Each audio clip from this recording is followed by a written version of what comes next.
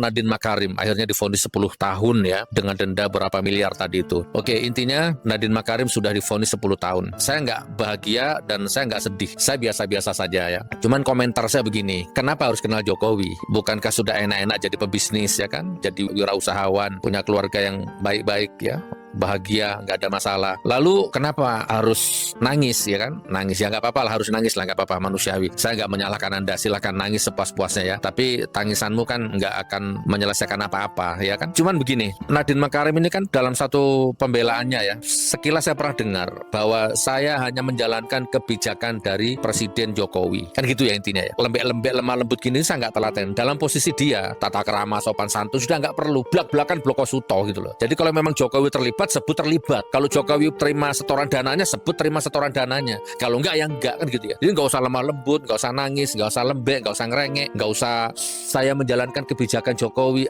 Kan masih melahirkan beberapa tafsir. Lah kan perintah Jokowi untuk laksanakan kebijakannya Jokowi, bukan untuk korupsi. Kenapa kamu korupsi? Masih lahir banyak tafsir. Oke, tapi intinya kembali ke kesimpulan iman saya ya, yang saya bulatkan sejak dari orang itu masuk gorong-gorong tuh tahun berapa itu saya lupa itu ya. Imanku sudah mengatakan siapapun memang yang merapat ke rezim Jokowi pasti hina hidupnya, siapapun. Cetak rekor, Menteri era Jokowi paling banyak korupsi rugikan negara triliunan rupiah.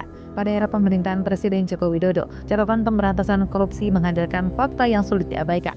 Dalam satu periode kekuasaan, jumlah menteri yang terseret kasus korupsi tercatat sebagai yang paling banyak dibandingkan periode pemerintahan sebelumnya.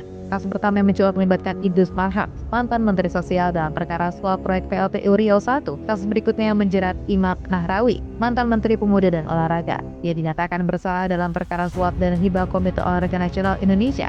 Di sektor pangan, Syahrul Yassin Limpo, mantan Menteri Pertanian, ditetapkan sebagai tersangka dalam kasus pemerasan dan gratifikasi. Penyidik mengungkapkan adanya aliran dana dari pejabat internal kementerian. Kasus dengan nilai kerugian negara terbesar menyeret Johnny G. Plate, mantan Menteri Komunikasi dan Informatika. Dia divonis bersalah dalam perkara korupsi proyek BTS 4G Kominfo.